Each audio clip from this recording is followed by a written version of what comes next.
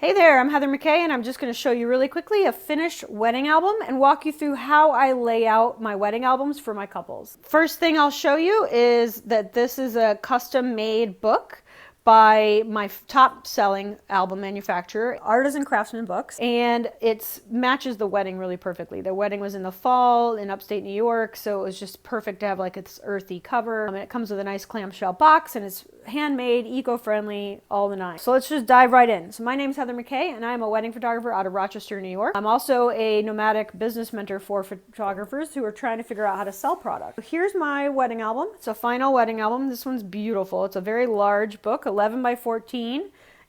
So it opens up to being 28 inches wide. I always start with either the wedding invitation from the couple or scene setters like this to give you a sense of place. Then I go straight into one of the bridal party getting ready. I always make sure that everybody is included. If I have detail photos that were handmade by someone, like these were made by grandma, so I always make sure to include that. Otherwise, I try not to have a lot of detail photos. This is how I prefer to show my details being used. The dress looks best when it's on, in my opinion. But then we have a beautiful portrait of the bride right here, reading the letter that her future husband gave her. You can see her details. You can really see the detail in her dress, and you can also see her bracelet and her rings and her earrings. Everything's included. That's how I do my detail photos. And then I always do just the bride with her family.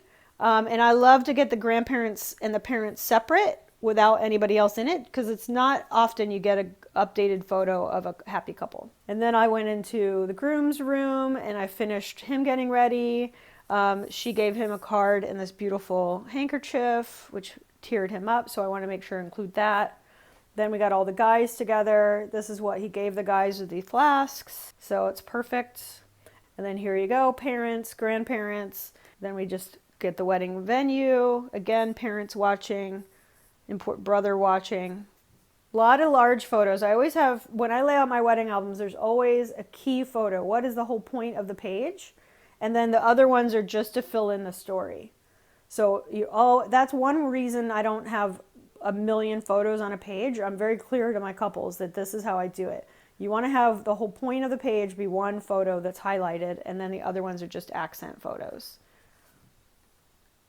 And this photo is very hard to get. I don't recommend trying to do that at very many weddings. And then obviously getting into an antique boat was difficult, but it was worth it because I love this. You see the venue, you can see the parents back here, some wedding guests are lingering.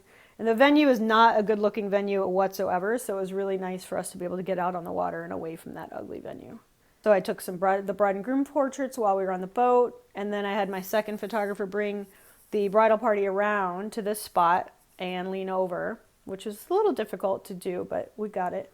And I love this bridal party photo. Then we got photobombed by hot air balloons. So you see how every page has a point? Every page goes together.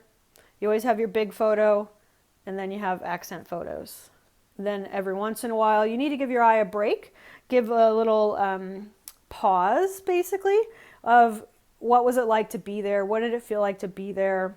What does the scene look like? I look at these kind of photos as chapter pages. Like if you're reading a book, chapter 1 and the title. That's how I look at this. And then it goes into the reception from there. That's the way I look at that. And then again, I love a lot of candids, trying to get all the groomsmen back in there, try to get all the bridesmaids back in there. We got grandparents and parents, grandparents, cake cutting, parent dances. Again, grandparents, parents dancing, candids of important people, dancing photos, and again, capturing all the important people, bridal party, dancing, and then we always end on a beautiful photo that sums up the whole day, beautiful one of the couple. A lot of times it's a photo that didn't fit anywhere else, and we'll do that on the front page too. And that's basically it. That's how I lay out my wedding albums.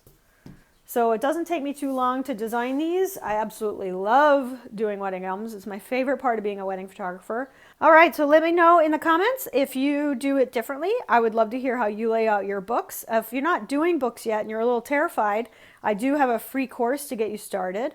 And that's what I mentor on. I'm a photography mentor for photographers, and I try to get everybody to start selling heirlooms. So much more important, so much more fun.